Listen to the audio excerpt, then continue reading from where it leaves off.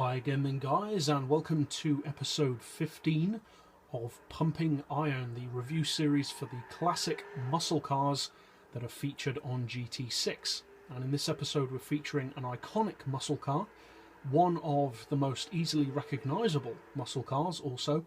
It's the 1970 Plymouth Roadrunner Superbird, and this vehicle, with its borderline cartoonish appearance, almost like a caricature of itself, does actually serve a purpose. It's a racing car at heart, and a very successful one at that. Alongside the virtually identical Dodge Charger Daytona, which is of course not featured on the game, this car was driven by a variety of well-known and respected drivers to numerous victories in races such as the NASCAR, or classes such as the NASCAR, I should say.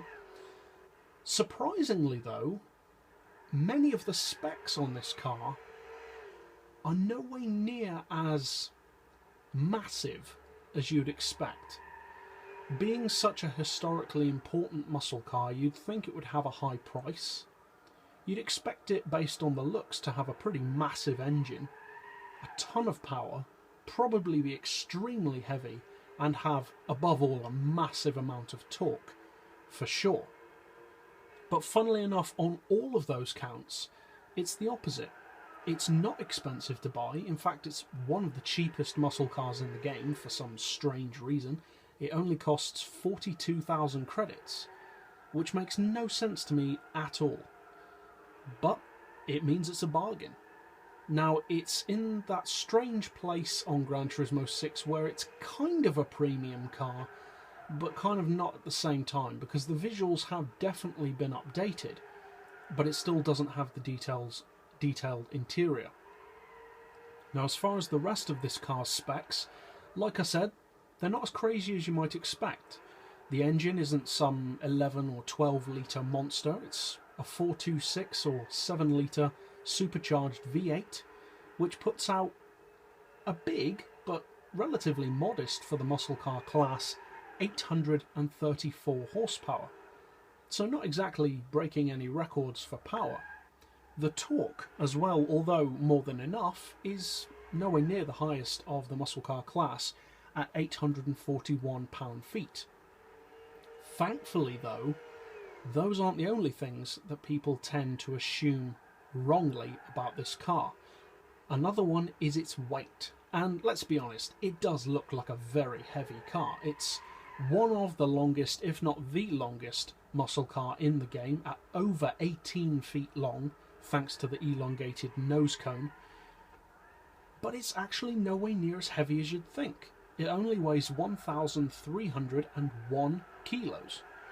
So it's not the lightest of muscle cars, but it's a lot lighter than you'd think it is. That means it's lighter than the Charger 440. And I don't know about you guys, but before I actually double-checked those figures, I would have never guessed that this was lighter than the Charger 440. It certainly doesn't look like it would be. So the first advantage to underestimating the car is that it's lighter than people think it is, which does to some degree make up for having slightly less power than you'd expect, which could seem to be a disadvantage. One of the best things about the Superbird though is what it can achieve from the power it has, because it is one of the quickest straight line muscle cars in the game, especially for top speed. Now, it's not on the level of an Oldsmobile Tornado or anything like that, but it will do in excess of 240 very easily with very minimal tuning, whereas other muscle cars require a little bit more effort to get those kind of speeds out of. Another advantage of this car is being, as it was in real life, a very successful oval racer.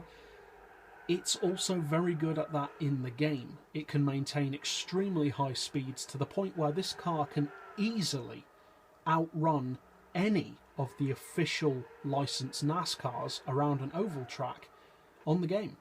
I actually tested it to compare it to the muscle cars or to the NASCARs, and it beat them easily.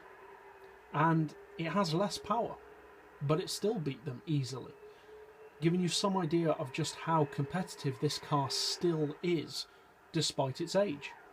And again, for a ridiculously low price of 42,000 credits, which really makes no sense the more you look into just what this car is capable of.